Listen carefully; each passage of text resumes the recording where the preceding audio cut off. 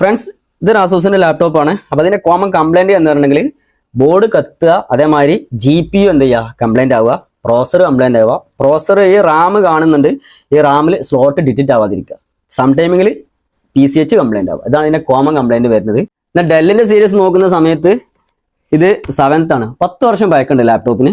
ഇതിന്റെ കംപ്ലൈന്റ് എന്താ കോമൺ ആയിട്ട് വരാന്നുണ്ടെങ്കിൽ കീബോർഡ് കംപ്ലൈന്റ് ആവുക. ഇത് കൂടുതൽ സമയം വർക്ക് ചെയ്തിട്ട് ബാറ്ററിയും ചെറുതായിട്ട് ചെയ്യുക, ബാറ്ററിന്റെ ലൈഫ് ചെറുതായിട്ട് കുറയുക. ഇതാണ് കോമൺ ആയിട്ട് കംപ്ലൈന്റ് വരുന്നത്. പക്ഷെ ഇതിൽ ബോർഡ് കംപ്ലൈന്റ് വരലുണ്ട്, വളരെ റയറായി വരുന്നത്. ഇതൊരു ലിനോവോന്റെ ലാപ്ടോപ്പാണ്. ഒരു 6-7 വർഷം പഴക്കമുണ്ട് ഈ ലാപ്ടോപ്പിന്. ഇതിന്റെ കംപ്ലൈന്റ് വരുന്നത് ഞാൻ ഈ പറയുന്ന മാതിരി തന്നെ കീബോർഡ് കംപ്ലൈന്റ് ആകുന്നുണ്ട്, ബാറ്ററി അതേമാതിരി ലൈഫ് കുറയുന്നുണ്ട്. പിന്നെ ബോർഡിനൊക്കെ വളരെ റയറായിട്ടാണ് കംപ്ലൈന്റ് വരുന്നത്. ഇത് വരുന്നത് HP ലാപ്ടോപ്പാണ്.